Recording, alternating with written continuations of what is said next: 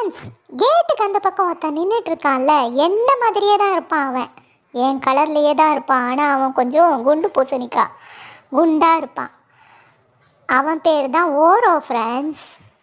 நான் கொடுக்குற தொல்லையே எங்கள் மம்மி டேடி அக்காவால் தாங்க முடியல. இதில் இவன் வேறு தொல்லை கொடுக்க வந்துட்டான் ஃப்ரெண்ட்ஸ்.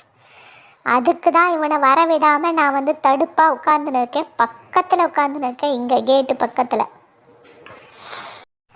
சரோஜா அம்மாவுக்கு ஒயிட்டி பப்பியை நினச்சி அழுகழுகையாக வருது. எனக்கு இந்த ஓரோ பையனை நினச்சி அழுகழுகையாக வருது ஃப்ரெண்ட்ஸ். இவன் வந்து எங்கே ராஜ்யத்தை பிடிச்சிட்டு இவங்க வீட்டில் செட்டில் ஆகிடுவானோன்னு பயமாக இருக்குது ஃப்ரெண்ட்ஸ். உன்னை பார்த்து அவன் பயந்து ஓட போகிறான் பாரு. பார்த்துக்கிட்டே இரு, நான் சொல்கிறது நடக்குதா இல்லையா அப்படின்ட்டு. உன்னை பார்த்து அவன் பயந்து ஓடுறானா இல்லையா அப்படின்னு வெயிட் பண்ணி பாரு. நான் உட்காந்தப்போ ஓடல ஃப்ரெண்ட்ஸ். படுத்த பிறகு தான் கொஞ்சம் பயந்தான். படுத்த பிறகு பயந்து ஓடியே போயிட்டான். இப்போ கேட்டை கவனிங்க, அவன் இல்லை பாருங்க. நான் படுத்த பிறகு தான் பயம் வந்துச்சு. அதுவும் நெருக்கமாக போய் படுத்தேன், கேட்டுக்கு நெருக்கமாக. அப்போ பயம் வந்து ஓடி போயிட்டான்.